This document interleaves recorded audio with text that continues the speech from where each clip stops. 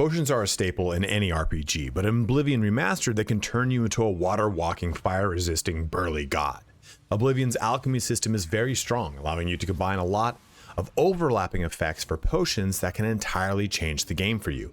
Even something simple like a potion with Fortify Strength and Feather can allow you to carry half of a town on your back. I mean, like, not really, but you get the hyperbole I'm trying to get at. In this video today, I want to teach you how alchemy works in the game, how to improve your potions, and then give you a quick primer on how to make money using it.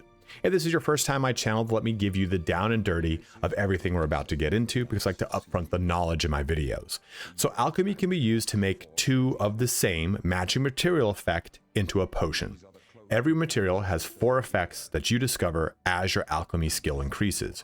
You can improve the magnitude and duration of these effects in varying ways using all of the alchemy apparatus that you either find or buy in the game world. Mortar and Pestle, which is required for all potions, the Retort, which increases the magnitude and duration of positive effects, the Alembic, which decreases the magnitude and duration of negative side effects, and the Calcinator, which increases the magnitude and duration of all effects. The qualities of each of these tools will increase as your character levels up from novice to master, so just simply play the game and you'll find the better ones. Lastly, you can make money using alchemy by buying cheap materials off of the alchemists in the mage guilds and cities, crafting huge amounts of potions with high magnitudes, then selling them back to said merchants for just a massive gain. Remember, all merchant stock resets every 72 hours. But that's the too long didn't watch this entire video. Now, if that's all you wanted to know, please feel free to go ahead and shut the video down. I want to be respectful of your time. You can also navigate to any part of this video that interests you the most using the chapters about the timeline in the description. If you do end up heading out, please don't forget to like, comment, or subscribe, as each one of those things helps me out in a huge way. Lastly, if you've not yet purchased the game, you can find a link to Fanatical in the description and pinned comment, which will get you a Steam version of the game for 17% off. And I make something like a 4% commission, which goes directly towards my mini Aussies toy fund. Well, let's get started on my ultimate guide to alchemy in Oblivion Remastered. Loading into the game, let's talk first, obviously, about the skill alchemy. And it's pretty straightforward. Novice here, I'm at 24, which is perfect. We'll get to 25 in this video. So you recognize only the first property of ingredients. Ingredients can have up to 4 properties. You recognize the first 2 properties of ingredients, and you have a chance to craft an additional potion, which is awesome. Journeyman, you recognize the first 3 and can handle more simultaneous potion effects, meaning, so for example, you can create a potion that has like a Fortify Strength and a Fortify Endurance, or it heals you and it restores magic. I'm just rambling random effects, but you can start to stack more effects into things. Expert, you recognize all 4 properties of ingredients and always craft an additional potion, which is awesome. And then lastly, you can make potions from a single ingredient and can handle even more simultaneous potion effects. So obviously Master Alchemy is really good, and getting alchemy leveled up is pretty easy. You can just simply get a whole bunch of ingredients through your journey, going through a dungeon, whatever, then just sit there and craft a whole ton of them. It'll go up in large chunks.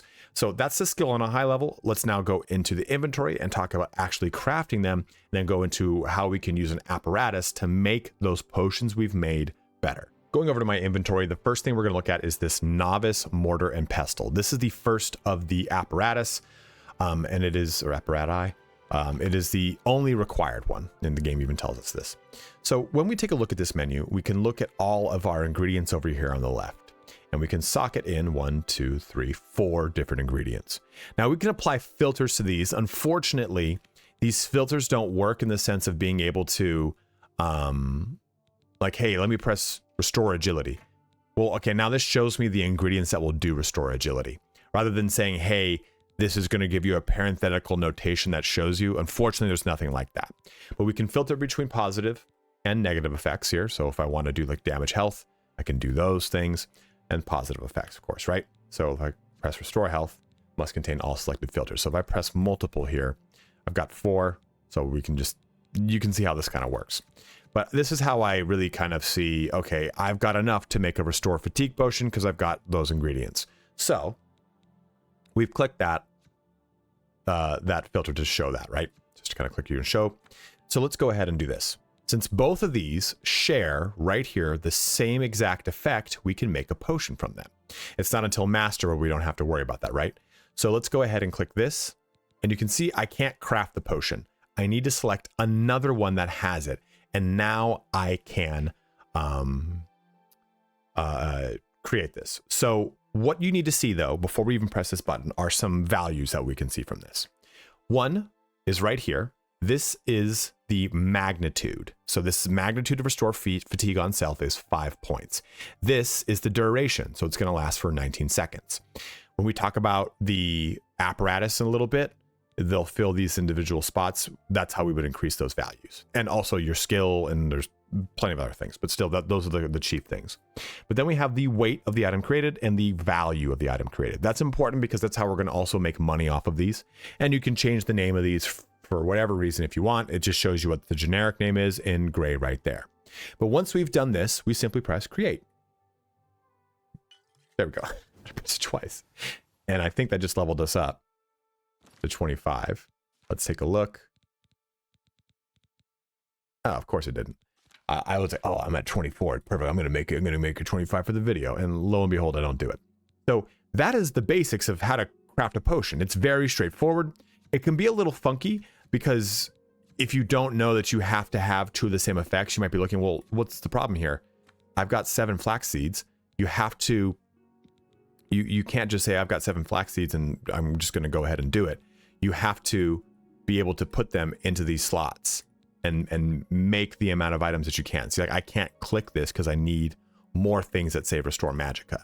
So it's kind of a convoluted system if you don't understand it. And when I have enough skill, I can stack these two together and make multiple effects into one potion, right? So let's go ahead and click. I don't think I have anything here that'll allow me to do. I think I only have enough for just that one potion. What a great video this is.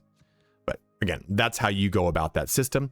Let's now talk about our different tools and how we can leverage increased effects. So we're still in this screen. You're going to see this little potion bottle at the top. You're going to click it. I don't know what the button is on console, unfortunately. There's probably just tells you what to do at the bottom of the screen or at the top. But this is where we see our different tools. We have a novice mortar and pestle, which we're going to be using. We have a novice retort, which increases the magnitude and duration of all positive effects. A positive effect would be restore strength, fortify intelligence, restore magicka, restore health. Those are positive effects. A novice alembic. The alembic decreases the magnitude and duration of negative side effects. Negative side effects being the key term here. It's why it's emboldened. That does not apply to poisons, even though it actually does. It's not supposed to. So I don't know if it's been fixed in the remaster or not. But the game files were bugged, and that it wasn't supposed to help poisons, but it did. Assume that it's still not that it still doesn't help out with poisons, and don't use it for poisons.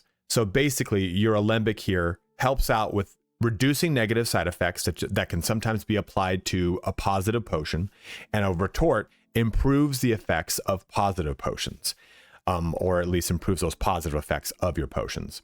Then the calcinator increases both the magnitude and duration of both your positive side effects. Your positive effects and your negative side effects. I know that's really confusing, but some potions, like I said, will have positive effects with a negative side effect. So for example, here it'll say fortify strength, but drain health for X amount of time. You would use your alembic to reduce that drain health, your retort to increase that fortify strength, and the calcinator to increase the strength and reduce the health. That's what the breakdown is.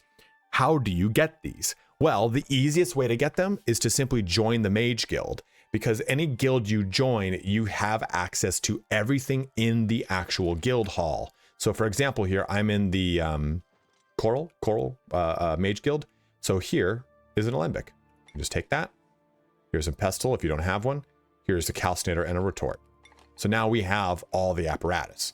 Now these individual items, coming back into here, you can see it now fills this whole entire screen. So these individual items can level over time. Novice, apprentice, journeyman, expert, and then master. You get them as your character levels through the game. So at level 1, 5, 9, 13, and 7, you can find novice, apprentice, journeyman, expert, and master in dungeons. So in order to get master versions of all of these, you go to conjurer and necromancer dungeons and you can find them. If you don't know what that means, you're brand new to the game, just don't worry. Play the game, you'll level it up, you'll be just fine. So once you go through that process of leveling, you'll find them natively throughout the game and you'll be able to add them and get better effects. The leveled up tools means that the benefit of them is increased. So for example here, when we take a look at like the mortar and pestle, it will increase the effect of our potions from 2.5 for novice equipment all the way up to 25 for master. So master gets really, really, really good. So at level 17, when you find your master equipment in a dungeon or higher, you can actually find a master tools in the Arcane University, but it's hard to get there. We'll talk about that in its own video. But those are some ways that you can increase a lot of the magnitude of these things and just simply increasing your mortar and pestle and never using any of the other items. But getting the other items further increases positive effects, further decreases negative side effects, and then overall increases them depending upon which one of these apparatus you're using. So those are all the tools that you can use. Let's now talk a little bit about how you can make money with everything. So we're still at the Mage Guild and we have Galmo here, and we're going to go to barter.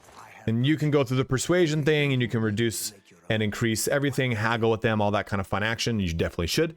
But what you want to take a look at here, we're going to sort this by, oh my Lord. We're going to sort that. Here we go. We're going to sort this by the cost. And it is also worth noting, before we even buy anything, scour this place. Like, look everywhere. There's probably, okay, well, there's those things right there. There's those things right there. In this place, there's not a lot. I'm just talking off the cusp right here, but go through everything in the guild halls. Remember, you can loot this entire place and be totally fine. There's generally, could you two stop? Go ahead. There's generally items that you can find as ingredients just laying around. So that's free money for you. That's free real estate. So what you can do now is take a look at this. So these don't need to be beneficial for you. So we can make, let's see, restore fatigue. So this is going to cost us, a radish is 2 gold and a potato is 2 gold. That's 4 gold to make a restore fatigue potion. A restore fatigue potion. So that's 4 gold to make that, right? So let's just take that one single example. We'll go back into our inventory. We'll go over here to our mortar and pestle. We'll put the potato and the radish into here. This shows it's going to give us 11 gold. Now that is a net gain, right? It's not a huge one. I'm using this as a singular example on a very small scale. But the point of this is you would go ahead, make this potion, come back to him. Ideally, you would have gone through the process of haggling, and we can go back over to my alchemy. Find my potato potion, and restore fatigue. So that is going to sell here for 6. Now, yes, I understand the gain on that is only 2, right? You would want to haggle. The point of it is you buy a ton of these, and at the very, very, very beginning of the game, it's not a whole lot of money, but it adds up very quick. On top of it, it's going to level the skill up disgustingly fast. So it is a bit of an abusive thing. Only go through it if you really want that min-maxy power experience. Personally, I don't play like that. I would go and find the materials and make them because I enjoy that experience. But my point is, though, you make money in this by buying all these really low, like 2, 2, 2, 2, 2, 4, 6, 7, 9. When it starts to get to double digits, you know, you're like, maybe I don't want to buy that. Like, especially a lot of this stuff. But you can buy all these up, make potions out of all of them, and then sell them back to the vendor. And then you wait 72 hours somewhere else. You can't be in the same building as the vendor, and they'll restock all of this and you rinse and repeat. So it's why I don't recommend starting with alchemy, because it's a really quick way. You level alchemy in chunks. So you level it after you've gone out, you've gotten a bunch of materials, you come back and you just grind all those potions out, or you do this process and you grind a bunch of potions and it levels you up. So that's why, like, I don't want it to really push my character level up too much. So that is how this all works. That's how why alchemy can be so strong. Now, my character doesn't have the stupid high alchemy, as you've seen, but what you really start to get as you push through this here, and I'm gonna grab a couple more of these things here. Let's just grab, let's restore health here. There's another one of these restore health. That's fatigue, burden, disease, fatigue. A lot of fatigue spells here, things here. Magicka. I am a hybrid caster.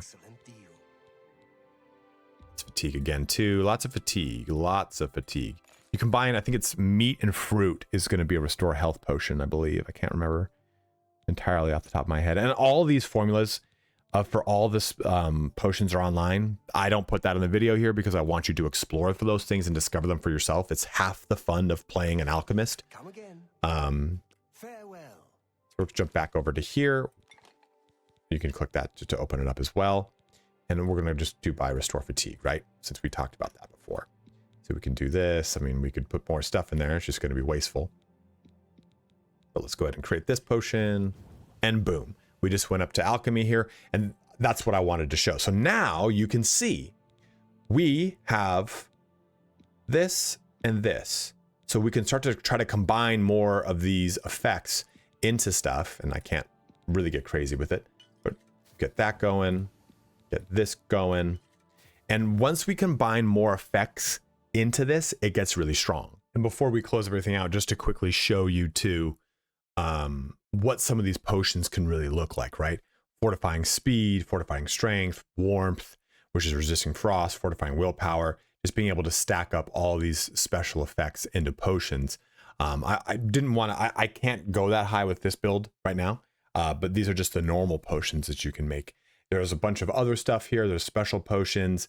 You can just kind of get a whole level of crazy. Now, this is all with the, these are also poisons too. This is on the Oblivion wiki. You can go ahead and use this, but I just wanted to give you a sense of what these potions can really kind of become as far as the magnitude and the strength of what they can be between weak, normal, and strong, and what have you. So this gives you a sense of the scale of stuff without showing you directly what kind of potion you can make. So why this is such a strong skill is towards the end of this journey in alchemy. I remember we talked about you start to get to be able to stack additional effects into these. You can make potions that have all these additional effects onto them. Like, let's just look at this one. This says restore personality and fortify willpower. On their own, those aren't great capabilities. Fortifying willpower is really good though, because remember, that's your endurance, that's your magicka. Regenerating both of those or increasing your endurance cap. I'm sorry, agility restores your endurance. Willpower increases your endurance cap. Let's see here, restore agility. So if you wanted to say maybe take restore agility and fortify willpower to make it into a potion, it can be done. You can stack a lot of really cool effects, and then you can increase the magnitude of those effects using all of your tools. So at first blush, you're like, nah, this doesn't seem like all the thing that I keep seeing everywhere I look online. But it gets to be absolutely disgusting once you find out that you can make really strong potions that combine a lot of these effects together. And once you've got one of those strong potions, you can just quaff those things or sell them for even more money. So it's a two-pronged thing. It makes you tons of money, and it superficially bloats you. Well, not superficially bloats you. It makes your character super strong. I think personally, Oblivion's alchemy is more fun and engaging than Skyrim's, which is kind of a little bit more like click, click, okay, done. Click, click, okay, done. This gets really out of control, just like crafting spells does. And if you want to see that video, go ahead and let me know in the comments section below. But this is your primer on alchemy. It's pretty straightforward to begin with, but it really spins up quickly. It makes you lots of money. It gives you really strong abilities that you can really supplement certain weaknesses in your character. And if there's different ways that you like to use alchemy, go ahead and let it be known in the comment section below. I didn't talk about stuff like the Frostcrag Spire and the Mage House that allows you to jump into, or things that you can do in the Arcane University, but this is just to give you an idea of how alchemy is very strong, why even characters that are not using alchemy as far as like a main thing, you're like, oh, I'm a warrior. Well, definitely still invest time into it, because making potions until about, I'd say, the midpoint of the game is a big strength. You'll be showered in potions towards the later portions of the game. You'll just get so many from loot, you won't have to worry about it. But getting access in the early and mid points is a really, really strong capability. But as always, guys, thank you so much for watching here today. Have a good one and take care.